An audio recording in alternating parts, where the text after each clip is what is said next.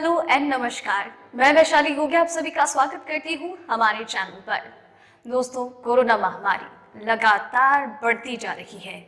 महाराष्ट्र और केरल का हाल बेहाल हो रहा है, तो वहीं देश के बाकी राज्यों में भी कोरोना की रफ्तार तेजी से बढ़ती जा रही है, क्योंकि लगातार कई सारे केसेस सामने आ रहे हैं। लेकिन साथ ही साथ रिकवरी रेट बढ़ाने के लिए, या फिर यूं कह लीजिए कि कोरोना को हराने के लिए हमारे देश में वैक्सीनेशन शुरू है और अब 1 मार्च से बहुत जल्दी वैक्सीनेशन की दूसरी स्टेज भी शुरू हो जाएगी। इसके साथ ही कोरोना वायरस के नए वेरिएंट सामने आ रहे हैं और अमेरिका और ब्रिटेन लगातार इस नए स्ट्रेन से जूझ रहे हैं। वहां पर कोरोना की नई लहर आने को तैयार है, लेकिन वैक्सीनेशन शुरू है। बच्चों के पास कोरोना का टीका नहीं है, लेकिन उनके लिए कोरोना का टीका बनाया जा रहा है।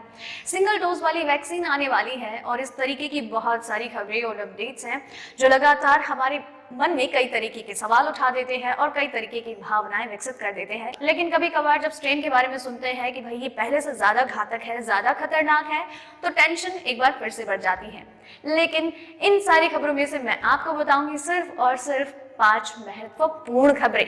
तो चलिए दोस्तों, आज की हमारी टॉप 5 खबरों की ओर बढ़ते हैं। यहाँ पर हम सबसे पहले बात करेंगे हमारे देश में कोरोना के हाल पर। लगातार तीसरे दिन 16,000 से ज्यादा मामले, अब तक करीब 1.5 करोड़ लोगों को लगा कोरोना का टीका। भारत में कोरोना वायरस के मरीजों का ग्राफ एक बार फिर से बढ़ने लगा है। लगातार तीसरे दिन 16,000 से ज्यादा नए मामले सामने आए हैं। भारत में पिछले 24 घंटे में 16,488 कोरोना के नए मामले सामने आए हैं। तो वहीं इस दौरान 12,771 लोग कोरोना से रिकवर भी हुए हैं। तो वहीं इस दौरान 113 लोगों की जान भी चली गई। इससे पहले शुक्रवार को 16,577 कोरोना के नए मामले दर्ज किए गए थे। जिस तरीके से कोरोना के मामले बढ़ रहे हैं, उसके बाद देश में कुल कोरोना मामलों की संख्या 1,10,79,979 हो गए हैं।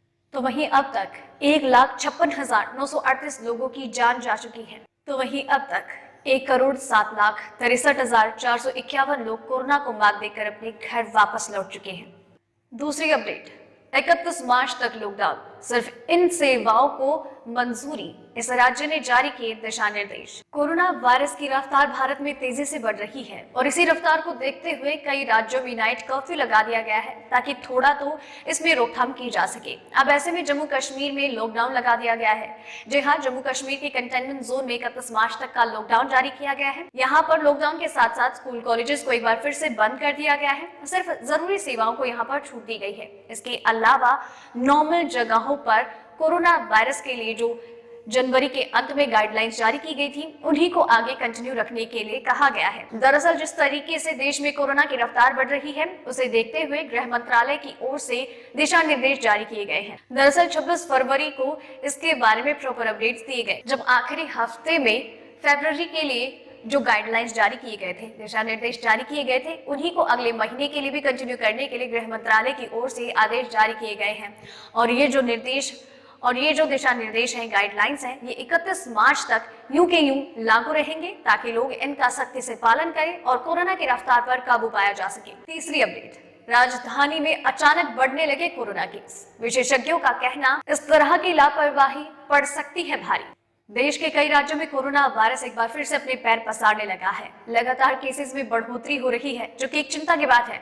अब ऐसे में देश की राजधानी दिल्ली में भी कोरोना अपने पैर दोबारा से पसारने लगा है और लगातार कोरोना केसेस में बढ़ोतरी देखी जा रही है, जो कि एक चिंता की बात है। दिल्ली में कोविड-19 के 256 नए मामले सामने आए हैं, जो कि चिंता की बात है, क्योंकि ये फरवरी महीने के अब तक के सबसे ज्यादा केस है। लगातार केसेस में हो रही बढ़ोतरी के बाद विशेषज्ञों का कहना है कि लोगों की लापरवाही की वजह से कोरोना की रफ्तार बढ़ रही है। राजधानी में लोगों ने गाइडलाइंस और दिशा निर्देशों को फॉलो करना बंद कर दिया है और बेफिक्रे होकर घूम रहे हैं, जिसकी वजह से वायरस के प्रसार में बढ़ोतरी हुई है।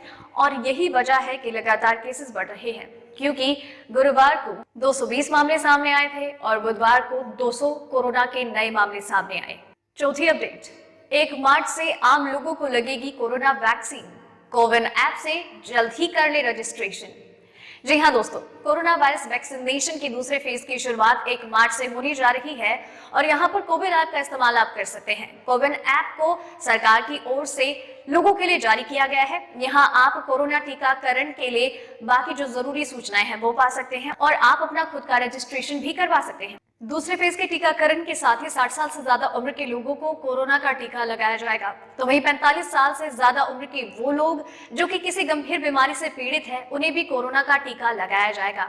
और इस टीकाकरण में 10,000 सरकारी केंद्र और 20,000 प्राइवेट केंद्रों में कोरोना का टीकाकरण किया जाएगा। और इस टीकाकरण के लिए आम लोगों को फ्री में कोरोना की वैक्सीन उपलब्ध होगी। और इसके लिए आप कोविन ऐप का इस्तेमाल कर सकते हैं और 1 मार्च से आप कोविन ऐप के माध्यम से टीकाकरण के लिए अपना रजिस्ट्रेशन करवा सकते हैं। एक बयान के अनुसार सरकारी सेंटर्स पर आपको कोरोना का टीका मुफ्त में मिलेगा, लेकिन अगर आप प्राइवेट सेंटर्स पे जाते हैं तो यहाँ पर टीके के लिए आपको एक कीमत चुकानी होगी। लेकिन टीकाकरण से पहले आप कोविन ऐप पर जाकर अपना रजिस्ट्रेशन करवा लें। 5वीं अपडेट, देश में बढ़ते कोरोना मामलों के बाद डीजीसीए का बड़ा फैसला, इस तारीख तक उड़ानों पर लगाई रोक।